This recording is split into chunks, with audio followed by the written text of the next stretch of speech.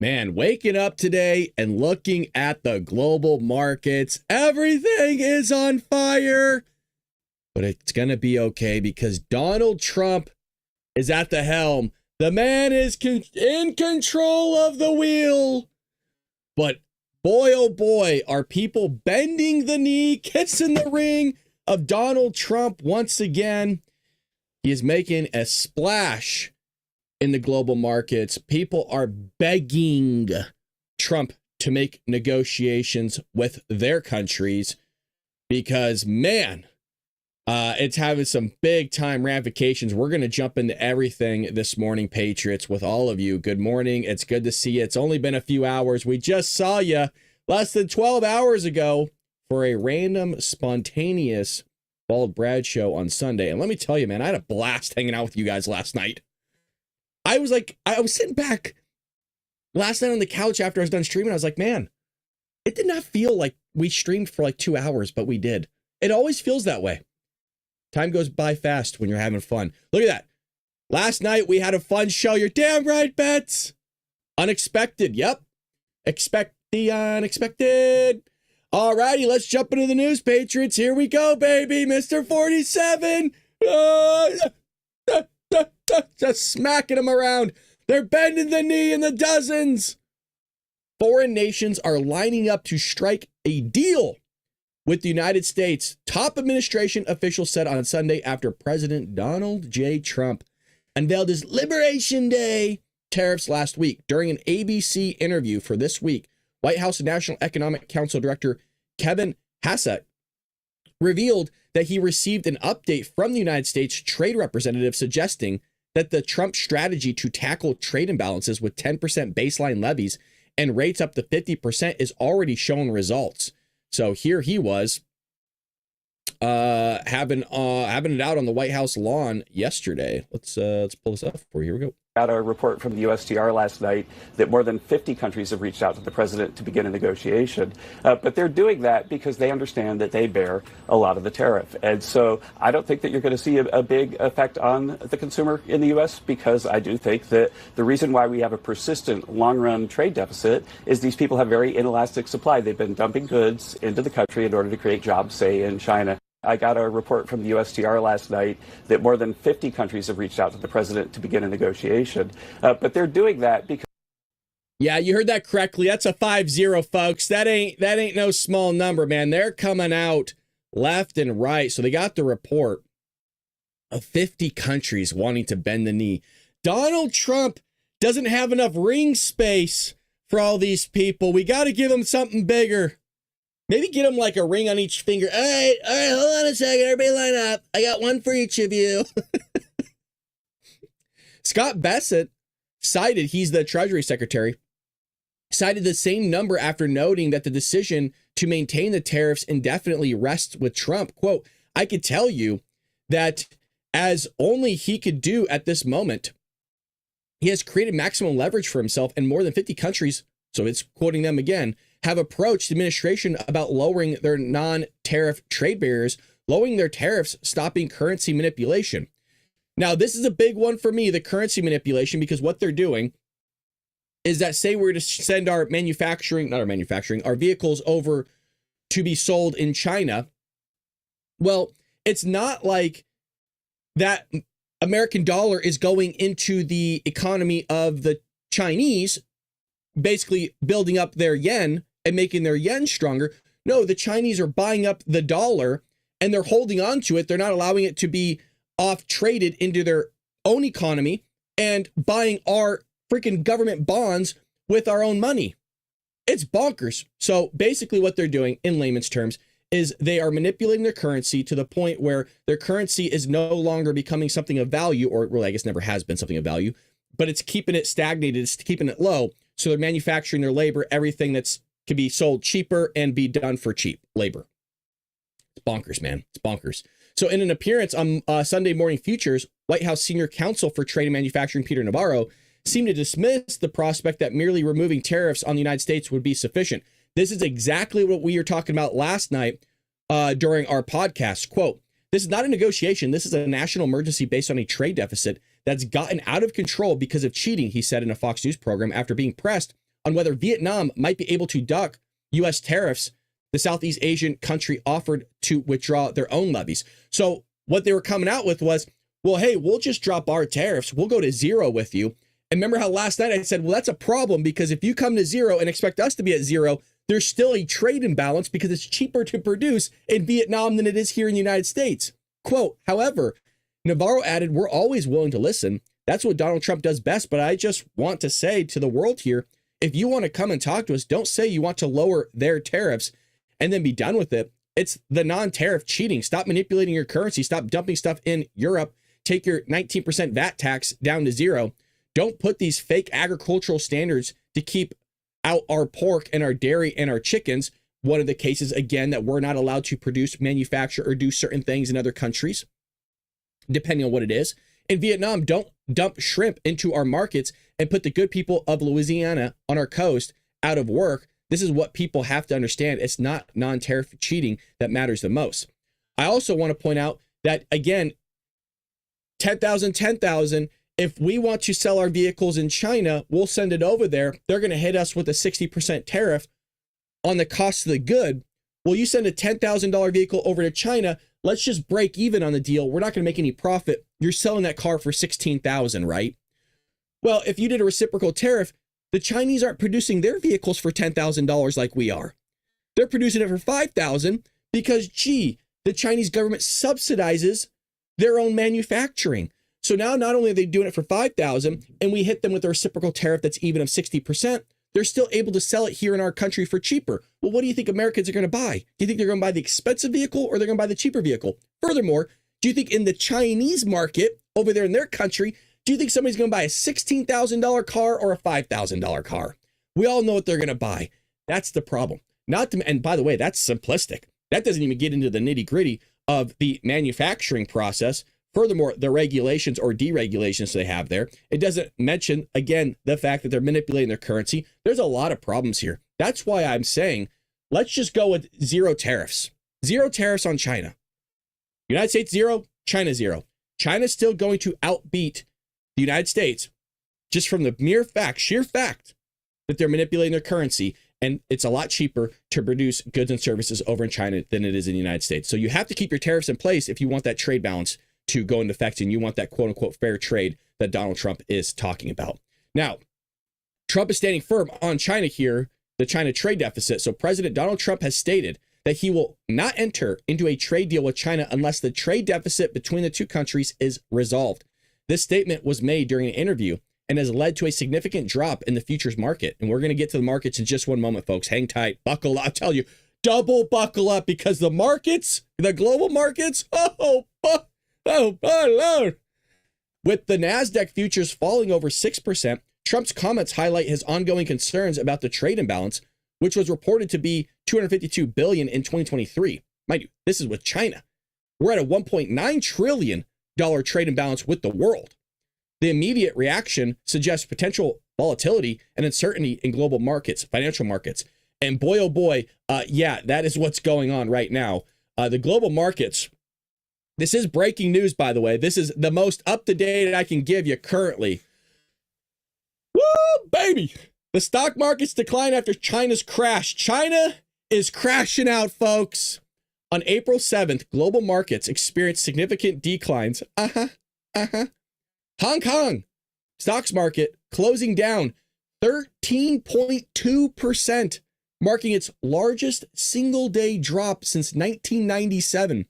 China's stock market also saw a substantial decrease, posting its biggest single-day loss since the 2008 global financial crisis.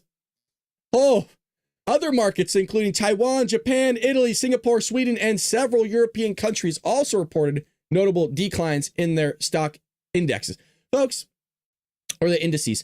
Folks, I thought we weren't important in the global markets. I thought we couldn't do anything. I thought we didn't have any power. It turns out, no, we're the ones steering the ship here on planet Earth. That's why we're always the center of attention. Look at this. Hong Kong, 13.6. Taiwan, 9.6. These are all negatives, by the way. These are all major declines. Major declines. Start kissing the ring. Trump, start polishing your ring. Kiss daddy. Come on, bend the knee. Bend the knee. You have Japan, 19.5%, Italy, 8.4%, Singapore, 8%, Sweden, 7%, China, 7%, Switzerland, 7%. I mean, the list goes on and on. Look at all of them in negative. France, negative 6.1%, Germany, 6.8%, Spain, Russia, negative 3.8%, the Philippines. I mean, the global markets are just, boom. There, yeah, exactly. You F around, you find out. You F around and find, man, dude, you're talking people haven't seen these numbers in like 2 decades almost or longer. 97, 2008. For a lot of new viewers, check out that BaldBradShow mug, huh? You get yourself one of these on baldbrad.com. Look at that, huh? Oh, it's glistening. It looks good. It's clean. It's clean. We got shirts. So that's what's taking place in the global markets. And this is coming out from Jim Cramer recently. He's saying this morning that financial markets kind of need to just stay calm here. Everybody, don't lose your cool. It's going to be okay. Jim Cramer advised investors not to panic. Oh, people are going to panic. When you look at those global numbers, folks, the markets, I got to look at the market right now in a moment. Our market has to just be full decline. It's not funny at the end of the day because we all have I have a 403B in it, 401k as well, but it don't matter. It's going down. This statement was made in the context of the upcoming opening of the New York Stock Exchange. Various social media posts reflect a mix of reactions, with some users expressing skepticism about Cramer's advice and others interpreting it as a signal to take the opposite action. Market analysis and expert opinions on the current state of the market vary, with some indicating stability while others suggest potential volatility. I think there's going to be volatility. I think the markets are going to be kind of all over the place. And it's going to be an interesting thing to see. Brad, don't make your shirt in China. No, all American. I think it's made in America. I gotta double check now. Furthermore, Trump came out this morning and claimed that oil prices, interest rates, and food prices are down, asserting that there is no inflation. He criticized the Federal Reserve for being slow to cut interest rates, suggesting they should act more quickly. This is going into our theory. Patriots. Additionally, Trump defended his tariff policy, stating that the U.S. is collecting billions of dollars weekly from countries that have historically taken advantage of the U.S. These statements reflect Trump's perspective on current economic conditions and his policy stance. So this is the comment itself. It says oil prices are down, interest rates are down, the slow-moving Federal Reserve should cut rates, food prices are down, there's no inflation, and the long-time abuse USA is bringing in billions of dollars a week from the abusing countries on tariffs that are already in place. This is despite the fact that the biggest abuser of them all, China, whose markets are crashing big time, as you just saw, 13.6% roughly, just raised its tariffs by 34% on top of its long-term ridiculously high tariffs. Plus, he's like, plus, that's huge. Not acknowledging my warning for abusing countries not to retaliate. They've made enough for decades, taking advantage of the good old USA. Our past leaders are to blame for allowing this and so much else to happen to our country. Make America great again.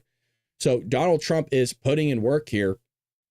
And let's go to the markets really quick to see what they're looking like. And you got the Dow down, the NASDAQ's down, S&P.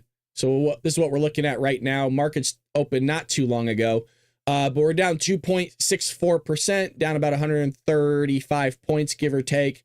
The Dow right now is down about 2.4 as well. So we're declining, but we'll see. The West Coast is just waking up this morning, so I'm sure there's going to be some movement.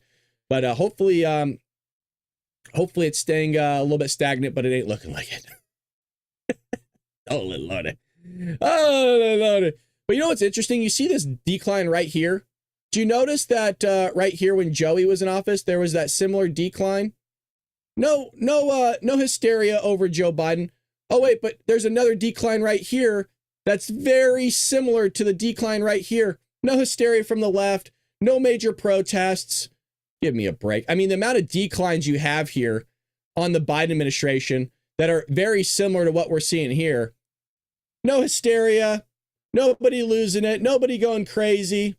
It's all fabricated. It's always been fabricated. That's why we listed out the 15 hoax that the progressive media outlets rubbing the weird ass, gross ass feet of Joe Biden, the false narratives that they pushed about Donald Trump. And another false narrative that we talked about last night that they're pushing is that Republicans are fleeing the MAGA movement. Republicans are getting out. We did our own poll because we're all Trump supporters in here for the most part. Hey, I hate to say it, not a single one of us said that we regret voting for Donald Trump. We love Donald Trump. He's huge. He's the best. That's what they're going to spread. They're going to spread lies. They're going to manipulate. And we'll get to it, folks. We got a lot of stuff planned for you this morning. If it's your first time here, well, one, let us know. Welcome. We would love to highlight you. Like Mary Big Red, good to see you. Welcome to the chat and good morning. If you're new to the Bald Brad Show, again, let us know in the chat that you're here. It's your first time. We would love to highlight you. And, thank you for joining us. Terry says Trump has us, may look bad now, but we will be fine. And I think there's a lot of faith in Trump right now. I think there's a lot of faith to see what the guy can do. You got to, like we keep saying, you got to let the guy cook. He's in the kitchen. If you can't handle the heat, get out of the kitchen. Let daddy make the fries. But again, thank you for everybody for joining us. We do this each and every morning, 6 a.m. Pacific Standard Time. Welcome to the Bald Brad Show. We got the best community in social media. I know every podcaster says that, but come and check it out yourself. This is how good the product is.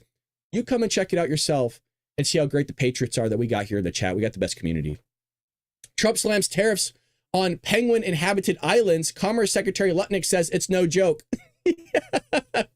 So Lutnick was on Face the Nation. Trump goes, I don't care about the penguins. I don't care about Chuck Schumer, because Chuck Schumer does look like the penguin, as if the penguin was Batman and Chuck Schumer was the penguin. Here we go. When we saw the president stand in the Rose Garden holding up that chart that you helped make, that wasn't actually tariffs. That was actually confusing to investors because it was some kind of other formula, and the countries themselves seemed kind of random. Like, why are the Heard and McDonald Islands, which don't export to the United States and are quite literally inhabited by penguins, why do they face a 10% tariffs? Did you use AI to generate this? No, the idea is why are they on the list? Left off. Because the idea, what happens is, if you leave anything off the list, the countries that try to basically arbitrage America go through those countries to us. Any country, like we had tariffs, the president put tariffs on China, right, in 2018. And then what China started doing is they started going through other countries to America. Right. They just built through other countries through America. And so the president knows that. He's tired of it, and he's going to fix that. So basically he said, look, I can't let any part of the world be a place where China or other countries. Here's the thing. I totally believe what he's saying, because it sounds exactly like something Trump would do. This sounds exactly like Trump. Can ship through them. So he ended those loopholes, these ridiculous loopholes. And now what he's trying to say is, I'm going to fix the trade deficit of the United States of America. It's a national security issue. We need to make medicine. We need to make semiconductors. Yes. We need to make ships. We need to have steel and aluminum. Come on. We need the greatness of America to actually be built in America. And he's tired of getting ripped off by the rest of the world. Okay. I just know that conversation had to have happened. Sir, there's just penguins out there. I don't give a shit. Tax them. Put the tariffs in, Lutnick. Now, it's like I said, the markets are crashing. They'll rebound. Everybody's going to stabilize here. You're getting a shock to the market, which, look, Trump came out and said that it was going to happen. It's not like this is a surprise to anybody. I don't know why everyone's so spooked around here. We all knew it was going to happen. This is what happens when you rip the Band-Aid off. Trump was using the analogy of an operation, that this is our patient. The operation went well. Now it's time to recover, and it's going to take some time. So what Canada's doing is, for some reason, they're still puffing out their chest. Now, remember, we imposed tariffs on Canada, 25%, 10%, depending on the time in which Donald Trump's talking. This guy, Carney's coming out acting like his pee-pee's all big. It ain't as big as Donald's, I'll tell you what. But what's fascinating is China imposed a 100% tariff on Canada. You didn't hear a thing from Canada. You don't see Canada buying up ads and running ads in China, do you? But it's weird. It's really weird. But don't worry, they're our allies. No, they're our neighbors is what we're told. They're our neighbors to the north of us. We just want to work with you guys. We want to be in harmony and peace. Sounds like you want to work with the Chinese a lot more than you want to work with us. But give us the middle finger for quite some time. Well, Canada is running a billboard campaign in the United States against President Donald Trump's tariffs. Well, I guess this is one way of giving us more money here in the United States, is buying up our advertising. And, well, I mean, it's creating business here in the United States, I guess. So Donald Trump's clearly doing something right. The Canadian government has purchased billboards across a dozen states and Washington, D.C. that carry the message, tariffs are a tax, which is true, to be honest. You got to be fair with that. The campaign began after Trump in February threatened Canada and Mexico with a 25% tariff. Global Affairs Canada spokesman John Babcock said that the billboards are a part of an educational campaign to inform Americans. Oh, there you go. So now they're calling you guys stupid. They're calling all of us stupid. Isn't that remarkable? The Canadians are coming out, not only puffing out their chest, acting like they're all high and mighty. By the way, the state of California has almost as many same amount of people as Canada does.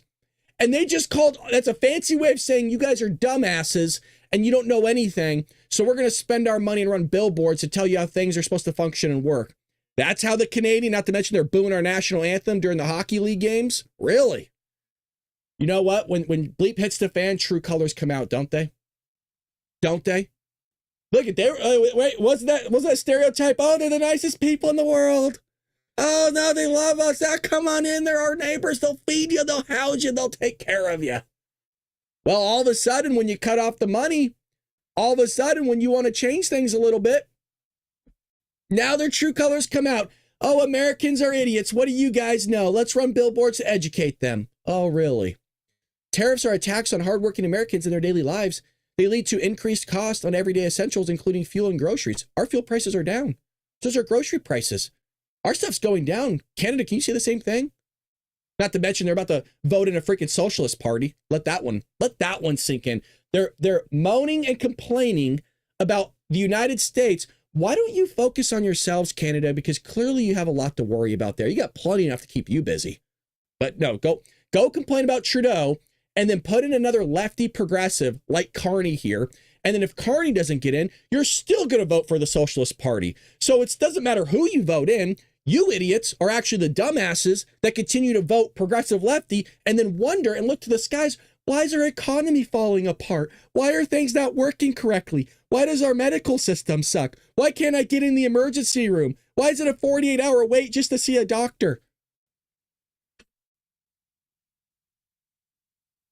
Last month, Trump imposed sweeping tariffs of 25% on the Canadian goods, with exception of those goods negotiated under United States-Mexico-Canada agreement, which might be renegotiated at this point if Canada wants to keep mouthing off a little bit here.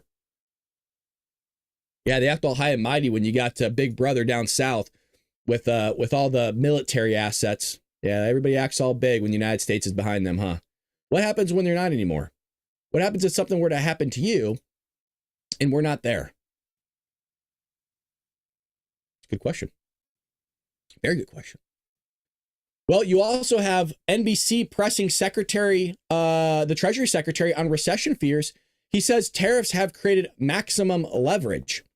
So the Trump team is doing their rounds currently, and rightfully so. And we're going to play a little bit of this because, as we mentioned so many times, the Trump team needs to do a way better job of communicating these tariffs to the American people. Is Treasury Secretary Scott Bessent. Secretary Bessent, welcome back to Meet the Press. It's good to see you. It's great to have you back after a very big week. Let's start with the market reaction to President Trump's announcement of his tariffs. As I just laid out at the top of the program, the markets lost more than $6 trillion in value. Was this disruption always part of the plan, Mr. Secretary? Look, Chris, markets are organic. The animals, and you never know what the reaction's going to be. One thing that I can tell you as the Treasury Secretary, what I've been very impressed with is the market infrastructure, that we had record volume on Friday, and everything is working very smoothly, so the American people can be very take great comfort in that. And in terms of the market reaction, look, we get these short-term market reactions from time to time. The market consistently underestimates Donald Trump. I remember that in 2016, the night President Trump won, the market crashed. And it turned out he was going to be the most pro-business president. That's a great recovery by him, by the way, because he was kind of going south there for a little bit. That is a great recovery at the tail end. And by the way, I care more about the recovery at the tail end than I care about what you said at the beginning, because people walk away with the last thing that you say. This is a good, he caught himself. Over a century, maybe in the history of the country, and we went on to very high after inflation returns for the next 4 years. Well, but this was the biggest two-day crash since the pandemic. The president on Saturday urging people, quote, to hang tough, saying it won't be easy. And I guess the big question on people's minds, Mr. Secretary, how difficult is it going to be? And how long are Americans going to have to hang tough? Well, I reject that, the assumption.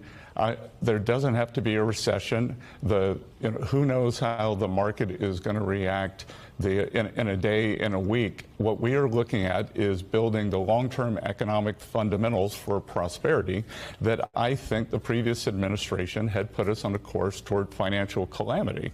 But it's just in terms of the uncertainty, I think, that people are feeling and seeing. And President Trump saying he wants people to hang tough, acknowledging there's going to be what he has described as a short period of pain. Can you help provide some clarity for folks? How long will this period of uncertainty be? Are we talking about weeks? Are we talking about months? Are we talking about years? She doesn't get it. She's just asking stupid questions, and it's driving me up a wall. He just got done telling you the markets are going to react. Nobody really knows. You can have the markets react in a negative manner, but this is how the media function. Graph go down, bad. Graph go up, good. You can actually have the markets going down, but you can actually have the price, inflation, everything else go down along with it. So it doesn't mean there's an inverse reaction. It doesn't mean the markets go down and interest rates go up. And by the way, this is a little bit of why I think Donald Trump is asking for the Federal Reserve to drop interest rates, because it goes with our 4D chess theory. Now, if we got a lot of new viewers here, we got a lot of new people joining us. So let me explain to you what I think the theory is. Now, I'm not saying this is correct, but we have $36 trillion in debt. When you look at that debt, about 6 to 9 trillion has to be refinanced very, very soon. Well, if you could shock the market, if you can create uncertainty like Donald Trump is doing and drive the market down, well, then people are going to pull their money out, but they still want to invest it in other areas. Not always. Like what we saw from Thomas Sowell, the economist, who I absolutely love and adore. He said, people could hold on to their money. They might not actually go invest it.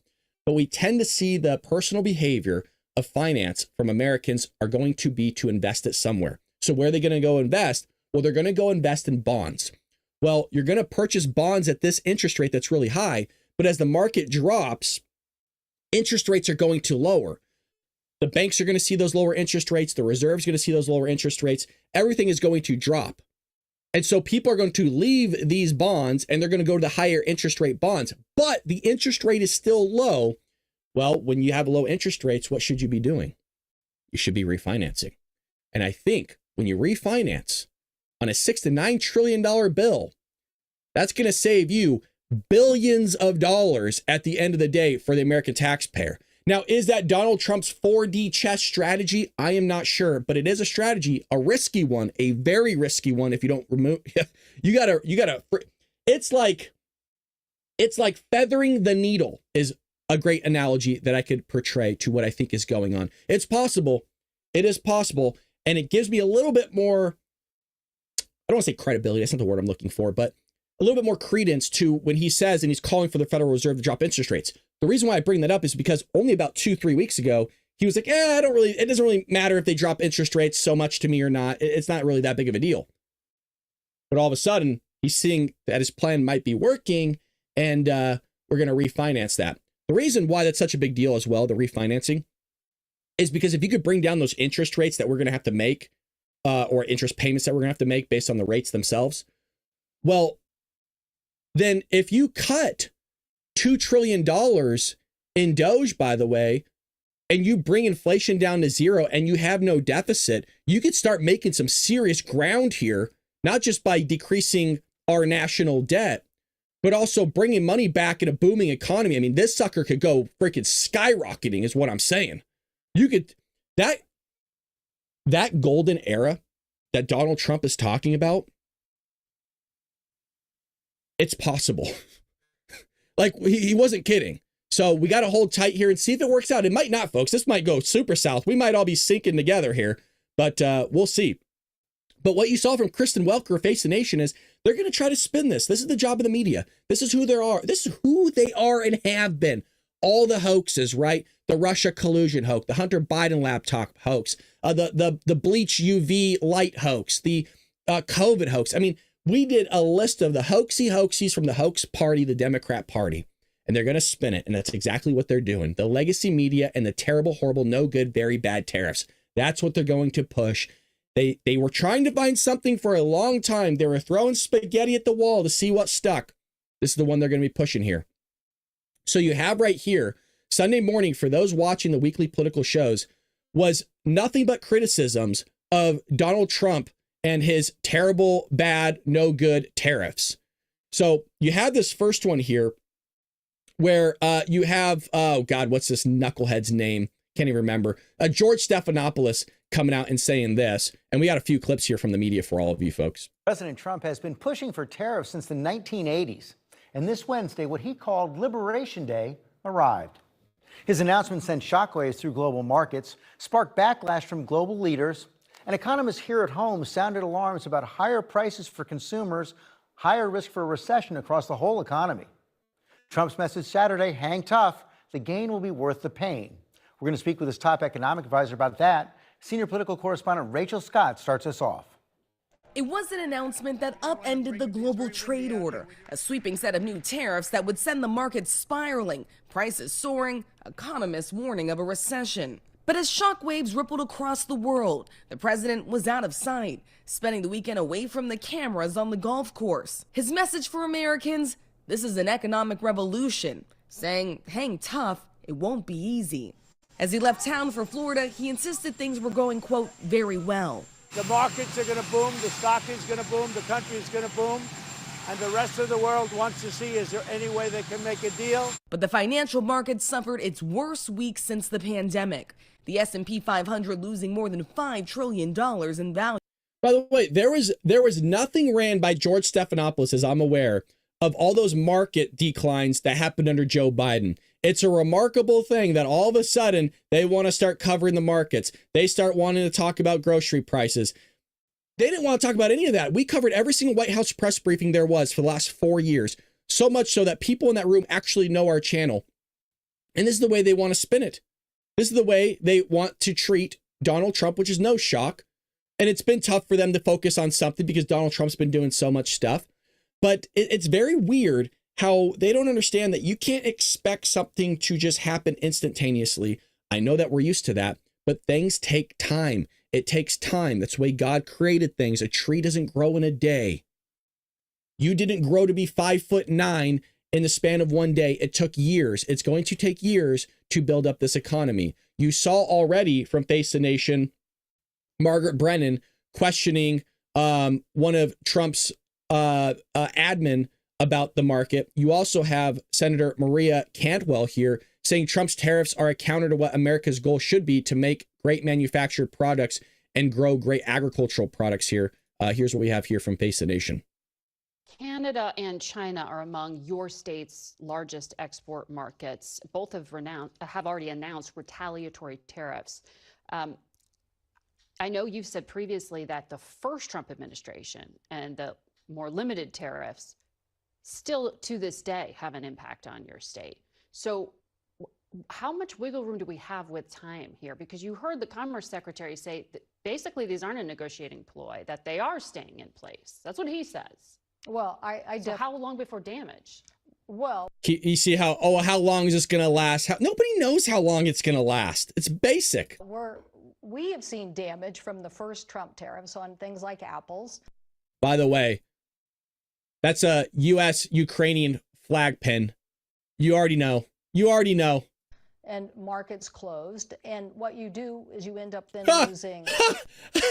I told you, you already know from the pin. You can just tell right away. Farm family economies. You don't necessarily lose farmland. Some big corporation might buy it, but you lose family farms. So our objective should be to help farmers open up doors to these overseas markets. The United States' goal here should be to make great manufactured products and grow great agricultural products and then get those markets opened up. But what the president is doing is, instead of building those alliances, he basically is getting into a trade war that is having unbelievable impact. When his last tariffs on India, we reopened with the Apple market, and we went to India and said, let's get rid of this, and we were successful. And that's the kind of action we want to see today. If tariffs don't work, why does everybody use them? I'm going to say that again. If tariffs don't work, then why does everybody use them? It's odd how everybody puts tariffs on us, but we can't put tariffs on them. But it's typical, right? Oh, anytime the United States does something, it's bad. Anytime Donald Trump does something, it's just absolutely terrible. Well, you also have Jake Tapper here in the news talking about the market plunging and Donald Trump's tariffs. Here's this spin right here. President Trump talked about tariffs on the campaign trail. I think probably a lot of voters thought that he was talking about the kind of targeted tariffs that he implemented in the first term, and not these global tariffs that have diminished, wiped $6.6 trillion of wealth off of Wall Street. But I have to say, he didn't, when he was campaigning, talk about the pain that he is now acknowledging. And I have to say, we're getting a very Pollyannish view of what's happening from the Trump administration. I disagree with that, Jake. Well, let me just finish the question. Let me just finish the question, and then you can answer. That's not right. But there seems to be a lack of acknowledgement of the real pain and panic people are feeling right now. And I don't know if you saw it because you were on TV, but there was a moment on Thursday, you were on Fox Business, you were praising President Trump's leadership, celebrating these tariffs, and all the graphics surrounding you, again, this is on Fox Business, showed the markets in a nosedive. And so you disagree that I'm saying, I say there seems to be a disconnect between what you're saying and the reaction of the world. Tell me why you disagree. Listen, the president has, even in his State of the Union, I believe, he said that there will be some uncertainty. When we did the targeted tariffs in 2017, 18, 19 with China, I mean, listen, I was in the West Wing. I was helping run his domestic policy agenda. I was in those conversations. Secretary Sonny Perdue, the Secretary of Agriculture, put together a fund, basically, that allowed us to make whole farmers and ranchers that were immediately, hurt and had to have some mitigation efforts. That happened. So the idea that we didn't know that there would be some uncertainty just isn't true. We knew there would be uncertainty. But to take Thursday or Friday, and as we are basically laying out the vision that the president effectuated in the Rose Garden on Wednesday, and to say, oh, the world is ending, the markets are crashing. The markets are adjusting. Anytime you've got a strong leader who's looking at the long term, not how do I make sure Jake Tapper says nice things about me on State of the Union, oh, maybe I shouldn't do the tariffs today. That just isn't how this president operates. He operates in how do I save a country that for 100 years has been sliding toward decline, as we have moved all of our manufacturing out into the world, as we have bowed at the altar of other countries' tariffs, as we have watched our farmers and our ranchers, again, can't get our corn into Mexico, can't get our dairy into Canada, have Honduras buying more pork and poultry than the entire European Union, have a 700% tariff from Japan on our rice. This is not okay, and it is not sustainable. And for us to continue to build our agriculture, which is the backbone of our country, but also our manufacturing base, our energy, et cetera, for us to be able to do that, we have to put America first. So those tariffs. Why is it that the mainstream media has to always ask negative style questions? How long is the pain gonna last? How long does the American people have to suffer through this? Can you give us a date and time to when the American people can just feel relief again? Do you see how every question is like that? No questions like, hey, what is the long-term growth of this great prosperity? What can Americans expect from these great tariffs that are being imposed upon other countries. What does that golden age look like? What are American people going to do with all the money that they have? Now, I'm being a little facetious here, and I'm being a little bit silly, but you understand the premise that and kind of the idea I'm making here of it's all a response bias. The whole thing is biased from every single media outlet, as you saw, is asking the same exact thing, and they're all trying to pull at the heartstrings of the American people because they know that when you inject emotion and fear into a society, they move. And where they move away from one party into the other. And you have those elections that will come up sooner or later, those midterms, and they're doing everything they can to fearmonger the American people. And you heard that. We talked about it in my book, Trojan Horse, How the Left is Destroying America. If you don't have a copy of it, you got to pick up a copy. We are an author here. Trojan Horse, How the Left is Destroying America. It's a great book. It's a notable book. But we talked about that. And, well, you got to read it to find out more information. I'm going to hold you to it. In other news, let's kind of move away now from the tariffs. I think we kind of covered that and beat a dead horse with it. But the markets are moving. We got some other stuff to cover here. If you're enjoying the show, hit that like and subscribe button. If you feel like we deserve a follow, it's absolutely free. Hit that follow button. We do this each and every morning, 6 a.m. Pacific Standard Time. We also do a Dark MAGA podcast Tuesday, Thursdays on Rumble only. And that is spicy. That's where we throw on the Dark MAGA hat, folks. And I'm telling you, the show's different, the vibe's different, and the chat is different. Let me tell you, it gets a little heated. Not in a negative way, just in a spicy way. Well, there is a reporter dishing on FBI's cover-up of the Hunter Biden laptop. This is back in the story. Now, all these same media outlets told all of us that the Hunter Biden laptop story was fake. It was Russian disinformation. Not only that, it was Russian misinformation. And that if you spread anything about the Hunter Biden laptop, you were censored on social media by these big tech companies. You couldn't say anything about it. And then they utilize the FBI and the CIA, our intelligence agencies, to say, oh, yeah, this isn't real. Yeah, no, you should trust us because we work for the intelligence agencies. We would know. Turns out they lied. So earlier this week, the House Judiciary Committee revealed that after the New York Post published the Biden laptop story in October of 2020, the FBI instructed its agents, and we covered this last week really quickly, the FBI instructed its agents not to discuss it and even scolded one agent for confirming the story's authenticity. Meaning that is intentional, patriots. That is a willful act of the FBI to go against a campaign to say and elicit a story that is true by saying that it's false. This is proof that the government was going against Donald Trump in the 2020 election. This is election interference by our own government. According to chat logs, which we showed the images of, I believe it was on Friday's show, released by the House Judiciary Committee, the FBI analyst confirmed the Hunter Biden laptop story to Twitter and was promptly admonished by higher-ups who lamented that he won't shut up. In one discussion, an FBI agent told another agent, told an agent, please do not discuss the Biden matter. So it just shows you money was everywhere. Money was probably flowing in all these people's pockets, just like you're seeing Doge reveal. This money's going everywhere. Levin, who formerly wrote for the New York Post, told the Daily Wire editor-in-chief, John Bickley, that he and his team at the Post already kind of knew, the FBI knew that the Biden laptop story was real, but added that the House Judiciary Committee revelations were new to him. And it's extra insidious because if you go back to that time, which is now 5 years ago, the FBI was running around the same week saying, well, we're looking into this being a Russian information dump, meaning they lied, spreading a narrative and utilizing that narrative with the backbone of the media apparatus to spread it and to tell people a bunch of lies. And we know that 17% of people would have swung their vote. That doesn't mean they would have voted for Donald Trump. They might have just never voted for Joe Biden in the first place. And as close as that election was, you very well could have had Donald Trump in office 4 years ago. Now, I'm not going to reminisce of what could have been. I'm dealing with what is now.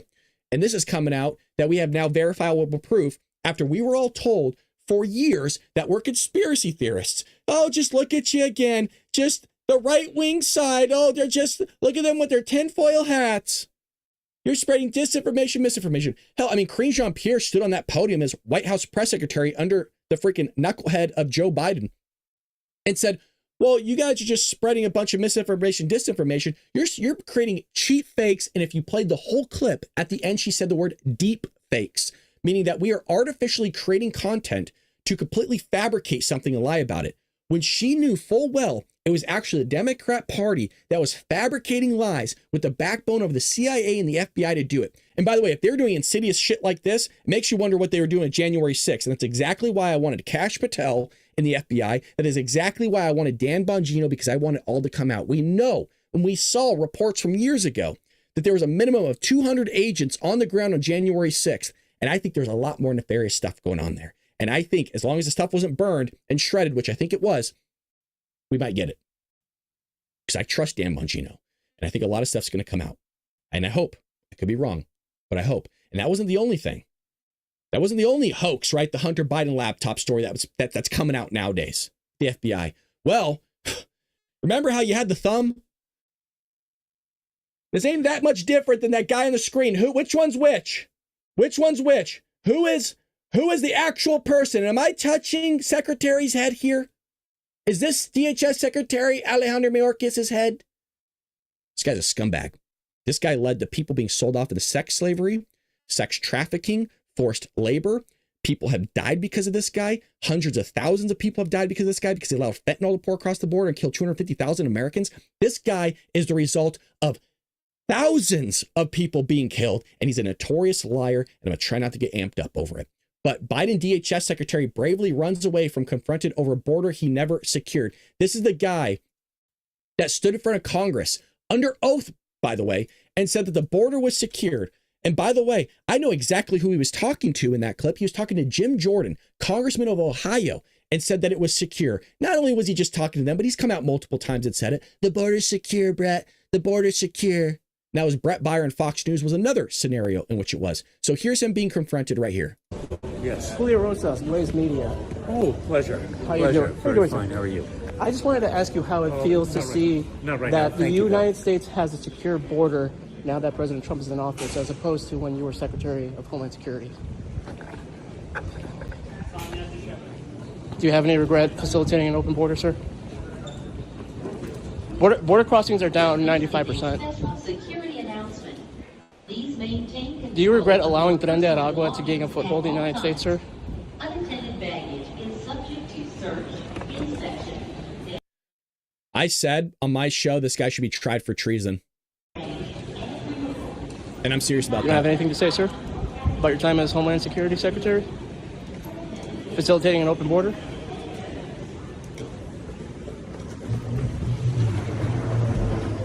Doesn't want to talk, doesn't have anything to say. Of course, he doesn't care.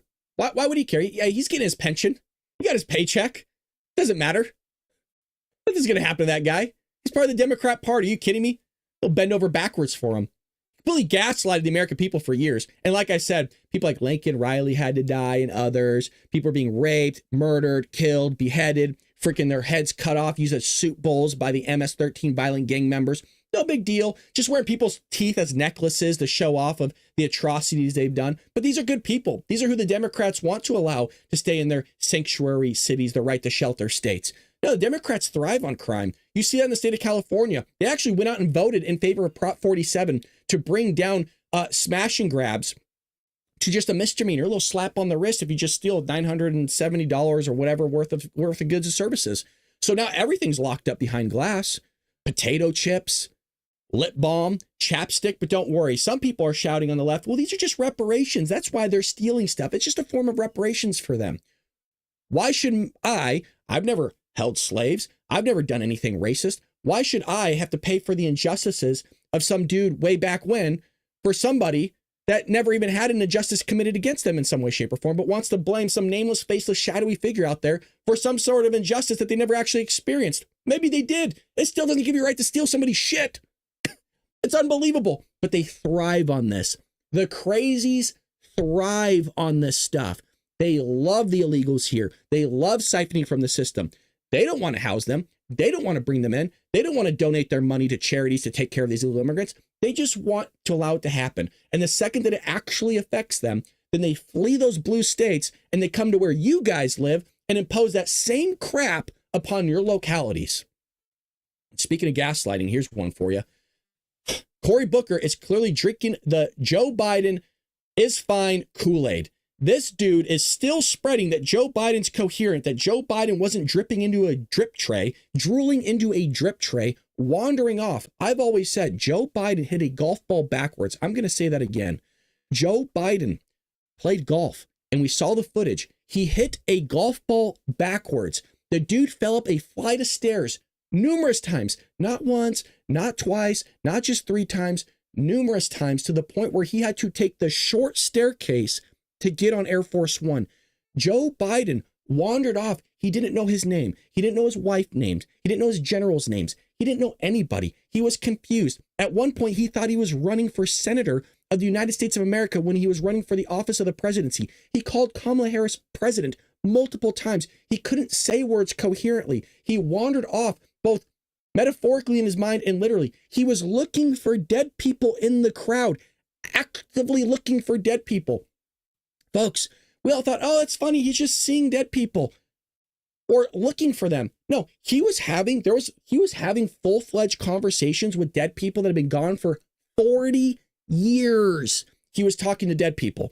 Joe Biden was so close to death, and might still be, God forbid that does happen, that he was tapping into the spiritual realm and conversing with world leaders that have been gone for 4 decades. The guy was gone, but they're still going to push it. Oh, he was fine. No, everything's clean.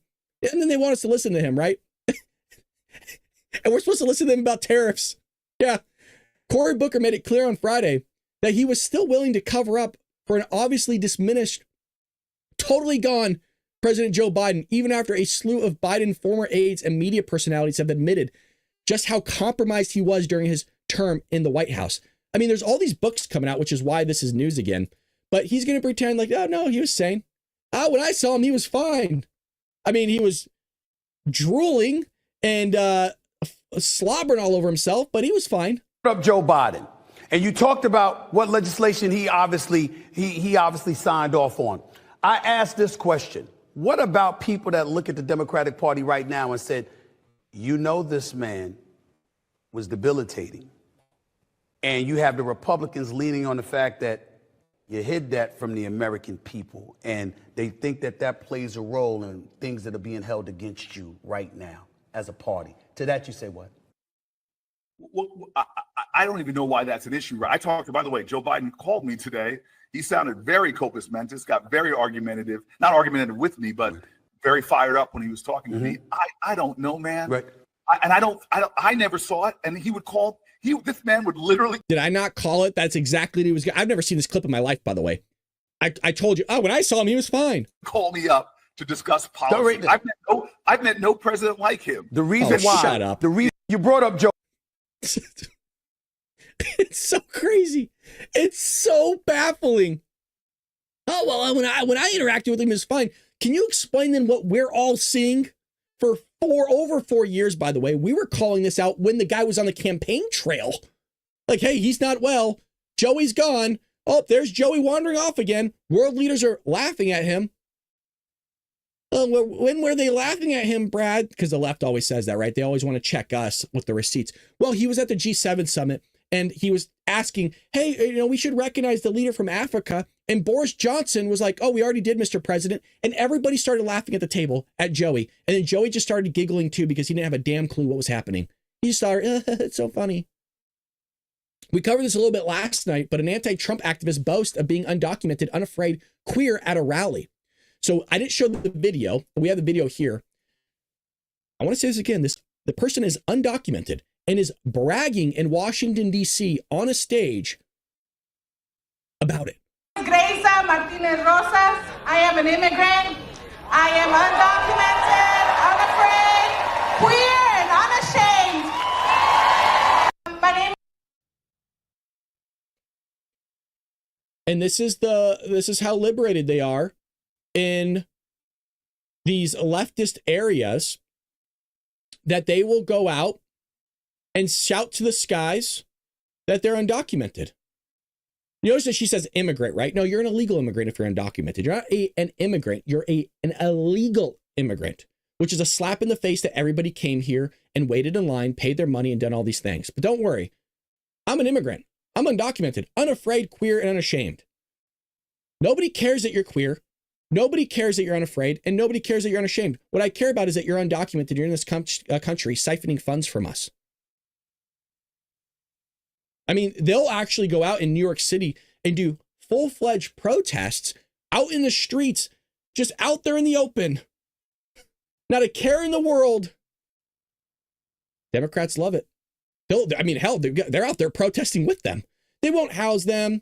I've always said, if you want to support illegal immigration, house them then. You pay for all their families. Yeah, the 4 people that are here, you pay for their, I want you to pay for their lawyer fees, their education, their food. Don't let them live. No. You need to pay for their rent as well. You need to go pay for their housing. You need to go pay for their transportation. You pay for all of it. And then I just want to see how long it will last. Because these are the same people that are saying, Donald Trump's ruining the economy. I can't afford anything. Oh, I can't buy this or that. Wasn't complaining under Joey that they couldn't afford anything because inflation was at 9.1%. Egg prices were through the roof. Gas prices were through the roof. They didn't want to talk about that. But I guarantee you, the second that you have an illegal immigrant family living with you, and now that you're paying for all their expenses in the same way that we're supposed to all pay for them, I guarantee you they're not going to be talking real. They aren't going to be housing them real quick, are they? Those people are going to be out on their ass as quickly as they came into this country. You also have this. Iowa is suing to defund county that pledged to interrupt ICE raids. This is what they're doing. Iowa Attorney General Brenna Bird is suing a county that pledged to interfere and interrupt federal immigration enforcement raids carried out by an Immigration and Customs Enforcement, ICE. This is in Iowa, by the way. I told you it's coming to a county near you. It's coming to a state near you, folks. If they're doing it here in California, New York City, Portland, Oregon, Washington, Seattle, no matter where it's at, it's a leftist area. You are not safe in your red state. You're not safe. Bird launched the lawsuit against this county sheriff, Dan Marks, after he pledged to take every effort to interrupt and interfere with federal immigration enforcement agents. Iowa is not a sanctuary or illegal immigration. Anyone who threatens to block, interfere, and interrupt with immigration enforcement, as this sheriff did, will be held accountable. The Attorney General's statement came after Marks's office made a post on Facebook saying that he and his staff are always willing to assist with verifying credentials and the legitimacy of any paperwork federal agents should have to make certain your rights are not being abused. If their actions or paperwork are not within constitutional parameters, then we will make every effort to block, interfere, and interrupt their actions from moving forward. To immigration detainers filed by ICE, Marks objected specifically in an administrative request from the federal agency asking state and local law enforcement agencies to maintain custody of suspected illegal aliens until federal law enforcement could gain custody of suspects. I told you, I've said this for years. You're not safe in your own areas. This is exactly what they want to do, folks. It's the crazy stuff they want to push and promulgate. They thrive on it. They absolutely love it. They want a debilitating country so that you are resilient on government, so you are reliable on government, and that you have to continue to use government as your baby daddy. And when you have to use government as your baby daddy, you need bigger government. When you have bigger government and you have to utilize them as baby daddy, you need a bigger welfare state. When you have a bigger welfare state, that's where socialism comes in. These people love socialism because to pay for that welfare state, you got to steal money from the American people. And that's what they want to do. They want to make sure you hold on to your jobs, but just so much and so that you're making enough money that they could steal from you and give to the welfare state to give other people that don't want to work and other people that want to come into this country illegally. And I'm going to end it there because we had a banger of a show today. This was a banger of a show, and I want to thank all of you for joining me. If you're new here, hit that follow button. We're here each and every morning, Patriots. We end hard stop at 7 a.m., but we do go live sometimes, surprisingly, on the evenings. Every Tuesday, Thursday, we do a Dark MAGA podcast. We'd love for you to join us. We also have a book, a website. We got everything. The links to everything is in the description below. I appreciate all of you joining me. You guys are freaking patriots. We love you. Thank you for hanging out with the community we have here. And I hope that a lot of you decide to follow me on Rumble or YouTube or X and join our community here. It's absolutely free. We just want you to come hang out with us and chat with the fine patriots we have in the chat. Become a patriot with us by just watching each and every morning. Have a blessed day. Pray for this country. Pray for Donald Trump. And honestly, pray that everything goes well, even for other countries, because at the end of the day, we're all living on this earth. We're all walking amongst one another. And, well, we just need prosperity for the human race, the humankind. With that being said, love y'all. Take care of one another. And we might be back here later this evening, definitely tomorrow morning here on The Bald Brad Show. Take care, Patriots.